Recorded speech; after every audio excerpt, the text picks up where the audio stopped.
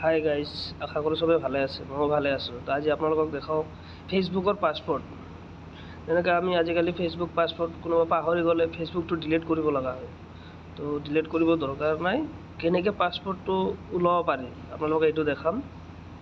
আপোনালোকে চাই থাকক মোৰ ভিডিঅ'টো শেষলৈকে। তো আপোনাৰ মোবাইলতে নিশ্চয় ক্ৰমো থাকিব, ক্ৰমো এপ।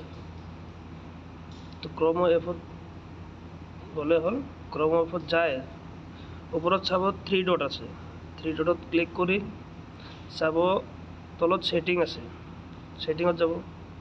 ছেটিঙত যোৱাৰ পিছত চাওক পাছপৰ্ট মেনেজাৰ আছে। পাছপৰ্ট মেনেজাৰত গ'লে যোৱাৰ পিছত এটা আপোনাৰ পাছপৰ্টটো ওলাব লাগে। তো আপুনি পাছপৰ্টটো কেনেকৈ ওলাব? তো আপোনাৰ চাওক ইয়াতে ফেচবুক আহিছে, এতিয়া আৰু কিছুমান আহিব পাৰে, আপোনাৰ ইনষ্টাগ্ৰাম আহে, আৰু কেতিয়াবা আৰু মানে যোনটোত আপুনি লগ ইন কৰিব সেইটো আহিব পাৰে।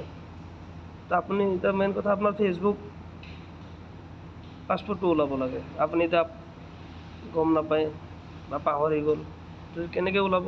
তো আপুনি ফেচবুক আছে, ফেচবুকত আপুনি ক্লিক কৰক। ফেচবুক ক্লিক কৰাৰ পিছত ব্লগ আছে,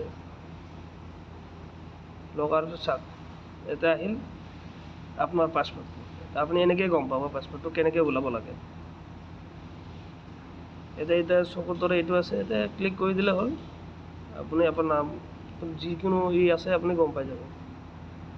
আৰু কিবা ভিডিঅ'ছ আপুনি জানকাৰীৰ কাৰণে চাবৰ কাৰণে মোৰ ফেচবুক পেজটো ফ'ল' কৰি ৰাখিব, যাতে মোৰ নিউ ভিডিঅ' আপুনি পাই থাকে আপোনালোকে।